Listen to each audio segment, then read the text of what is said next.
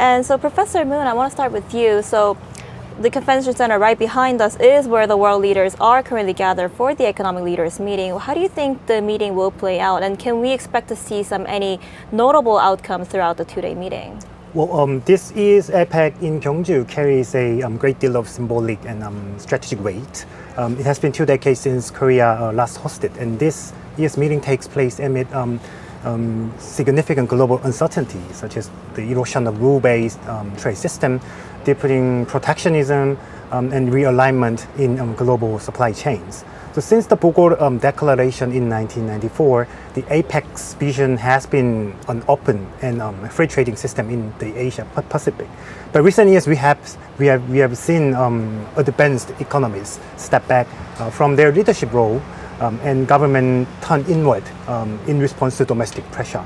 So in this vacuum, as we saw the private sector technology firms, AI innovators, and green industry leaders is beginning to set the pace. So the CEO summit here in Gyeongju reflected that transition vividly. So APEC's 21 member economies together account for about half of global trade and 60% of world GDP. So that alone shows how central this forum is to regional and global stability. So if the meeting produces even a modest Gyeongju Declaration that reaffirms rule-based trade, recenters the cooperation on sustainability, human well-being, that would already be a meaningful diplomatic success. Right, absolutely. We'll have to see how that goes throughout the two-day meeting. World leaders, what might be on the agenda when she meets President Lee Jae-myung on Saturday before going back to China? I think that will be historical meeting as well, since Xi Jinping visited South Korea for the first time in last 11 years. So that alone makes the summit a symbolic reset in the relationship that has been going in between both countries, South Korea and China, China and South Korea.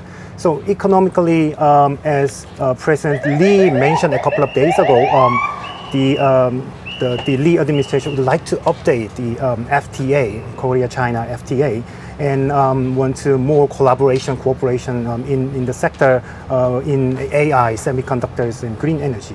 Well, strategically, this summit will be about balancing and reassurance.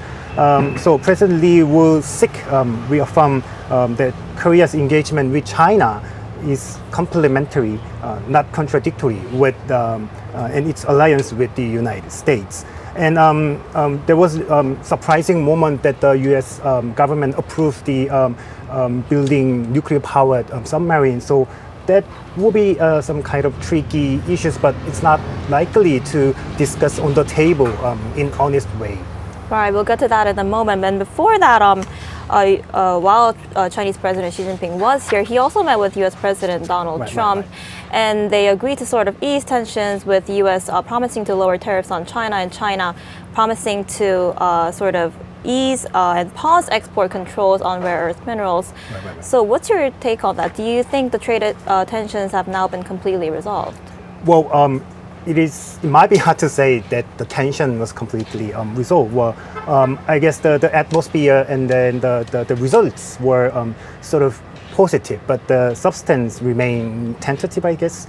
So if we look closely at that summit, this is a limited truce, kind of ceasefire, I think, not a structural resolution, because their agreement was not the final decision. And then, according to White House statements or former signed agreements, there were just few countries join this tariff agreement. So this is kind of rhetoric, de-escalation in this sense. But the structural competition might be continues under the surface. Right. So a lot of things still left to discuss. And Professor Moon, President Lee Jae-myung also held a separate meeting with Donald Trump, and many thought a trade deal would be unlikely, but they did manage to reach a deal. What's your take on this? I guess the outcome of the summit between South Korea and the US, and the US and South Korea, is largely positive, both in tone, in substance. So it demonstrated that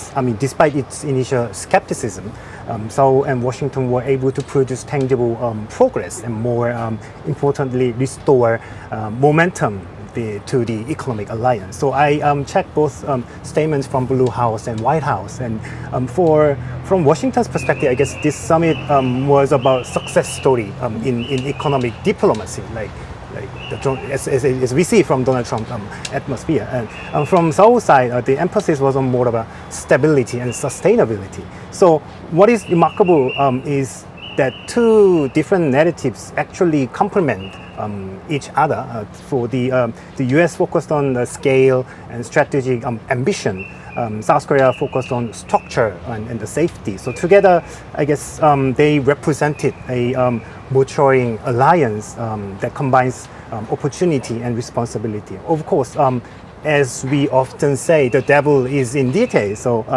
translating this broad agreement into operational level will require